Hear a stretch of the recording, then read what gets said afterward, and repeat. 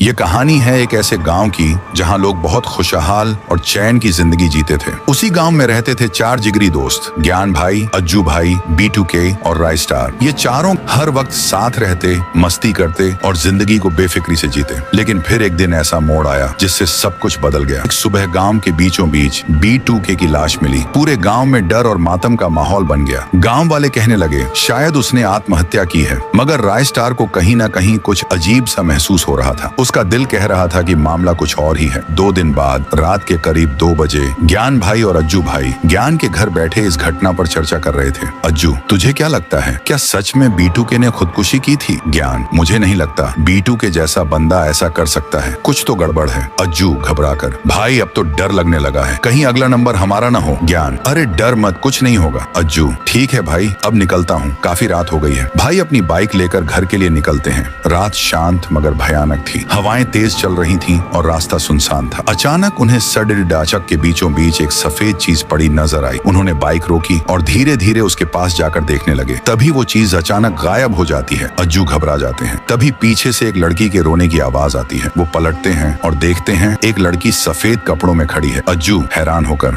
तू तो उस दिन मर गई थी ना लड़की, अब तुझे भी मेरे साथ चलना होगा। और तभी वह लड़की अपना भयानक असली रूप दिखाती है। अज्जू भाई की तेज चीख गूंजती है। अगली सुबह अज्जू भाई की लाश नदी के किनारे पाई जाती है। अब पूरे गांव में खौफ छा जाता है। ज्ञान भाई को रोते हुए पाता है। वो उसके पास जाता है और गंभीर आवाज में कहता है, ज्ञान, तू मुझसे कुछ छुपा रहा है, अब सच सच बता दे। ज्ञान आंखों में आंसू लिए, वो उस दिन की बात है जब हम पार्टी से लौट रहे थे। B2K ने बहुत पी रखी थी और वही गाड़ी चला रहा। अचानक एक लड़की सड़क पर आ गई और हमारी गाड़ी से टकराकर उसकी मौत हो गई। हम डर गए और उसकी लाश वहीं छोड़कर भाग गए। अब वो लड़की आत्मा बनकर लौट आई है और हमसे बदला ले रही है। अब अगला नंबर मेरा है, मुझे बचा ले भाई। उसी रात राय स्टार ज्ञान भाई को लेकर कब्रिस्तान जाता है। वे उस लड़की की कब्र के सामने खड़े होते हैं। मैं जानता हूँ तुम यहीं हो, अगर मेरी बात सुन सकती हो तो सामने आओ। अचानक तेज हवाएं चलने लगती हैं। फिर वो भूतनी सामने आती है। उसका चेहरा बेहद भयानक होता है। राय स्टार, जो हुआ वो गलत था, तुम्हारी जिंदगी छीनी गई, मगर बदला लेकर क्या तुम्हें चैन मिलेगा? आत्मा, तुम्हारे दोस्तों ने मेरी दुनिया तबाह कर दी, अब उसका हिसाब देना होगा। फिर वो जोर जोर से हंसने लगती है। जमीन कांपने लगती है, आसमान गरजता है और पूरा कब्रिस्तान धुंध में डूब जाता है। कुछ ही पल बाद जब धुंध छटती है, राय स्टार देखता है, ना वहाँ आत्मा होती है, ना ज्ञान भाई।